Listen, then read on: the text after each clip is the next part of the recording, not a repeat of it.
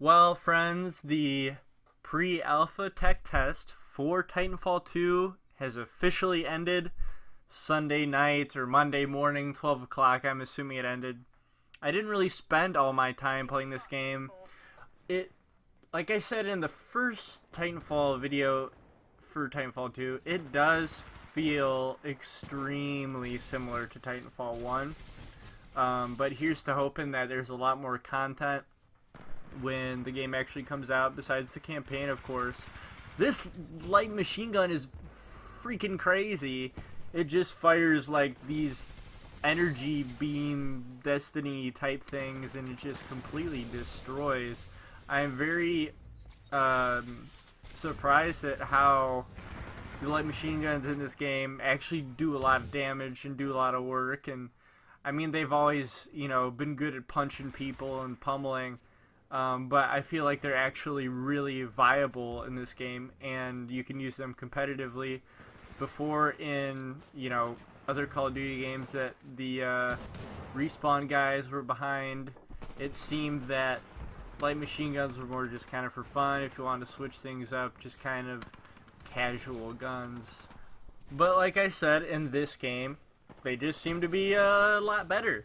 There's also a really cool sniper rifle where it does not immediately come with a scope, which we've seen in Modern Warfare 3, but it wasn't the same guys. This was after they left and formed Respawn. And the sniper rifle in that game, it was kind of good, but in this one, it is really cool. I love it a lot. So that was a lot of fun playing with. The gameplay is really fast-paced, really action-packed, which I like a lot.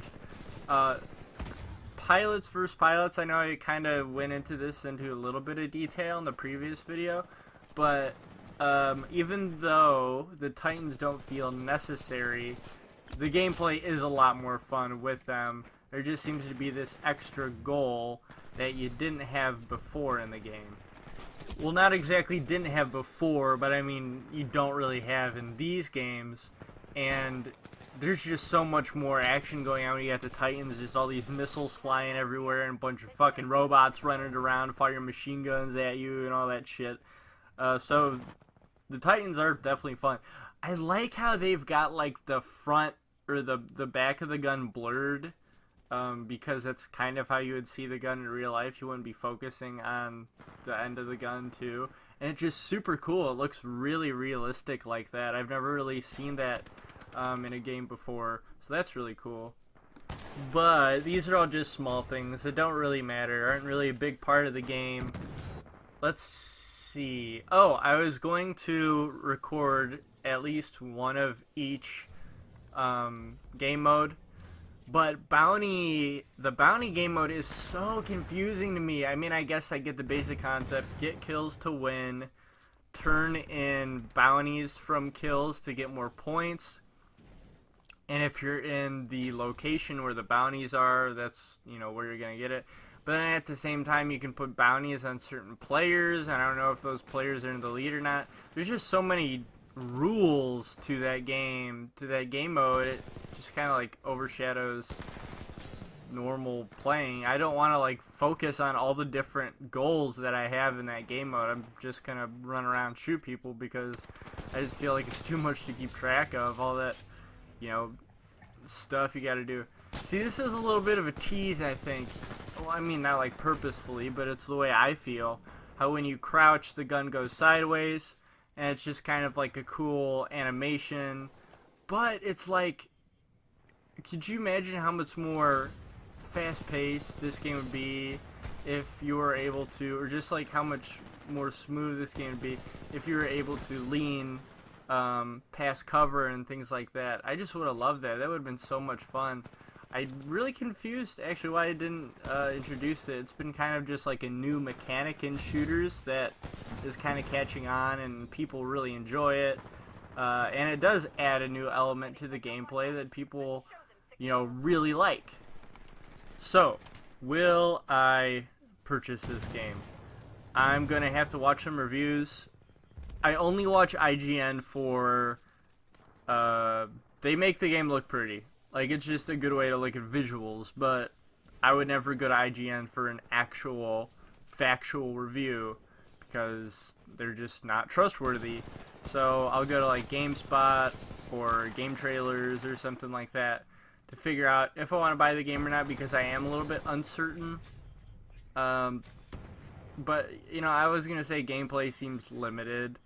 Weapons seem limited. Like I said in the other video, there are weapons from the original Titanfall, and it's like, you guys couldn't have just, like, given us a whole new arsenal of guns? Like, I get the car, it was crazy, and everybody loved it, and it was, like, the best gun in the game, and I'm assuming they nerfed it a little bit.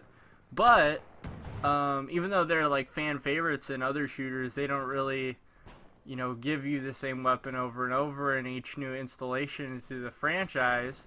I mean, they might have, like, I think, for Modern Warfare or whatever, there's, like, the Scar H in one, and then the Scar whatever the other one is called, but it's more of a submachine gun looking thing, and all that stuff. But yeah, I mean, it's a little weird, but I appreciate how they are catering to fans and realizing, you know, this is a favorite gun, we'll include it, we'll have a little bit of fun. Stuff like that. I really, if I could have one gun come back, it would be that, like, heat-seeking pistol. That thing was just so freaking cool. I mean, I found it kind of useless. I couldn't, strategically get kills with it like some of these other kids could, but it was fun. It was a lot of fun, and the weapon looked really cool, too. I think I did, like, a little drawing of it once. But let's talk about the maps too. Let's how the maps are compared to Titanfall 1. There is a lot of really interesting maps in Titanfall 1. I downloaded the DLC. That forest map with the giant trees that you could, you know, jump up was really cool. I love that a lot. So that was a really fun map. This map, and I don't know if this is Homestead or Boomtown. I think it's a Boomtown, but they look the same, you know. I mean, Homestead, there's a lot more natural environment. I don't know if I got to play if I played Homestead for the Verse video. I hope I did, so you guys can see each map, because they only included 2, which is fine. It's a little beta test thing. Don't expect the entire arsenal to be shown. Like, the entire arsenal for Destiny was pretty much shown. But yeah, it's a little disappointing that the maps look very similar. I mean, the maps are good. They're not aggravating. They seem to flow well. Though it's really funny is this area right here, it looks so much like that one map in Modern Warfare 2 with a bridge that nobody could capture B, because there were so many sight lines and there was no cover on the bridge at all, so everybody would just shoot you down. It was like a more like exotic kind of map, and it was just kind of like in a poor village. I'm gonna have to look up exactly what it was called, but I feel like it was purposeful.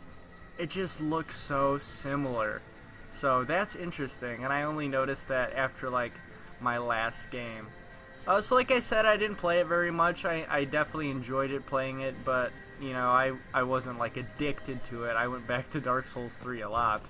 But I am looking forward to it. I hope you guys enjoyed this gameplay, and I hope it helps your decision on if you want to buy it or not. So thanks for watching. See you later.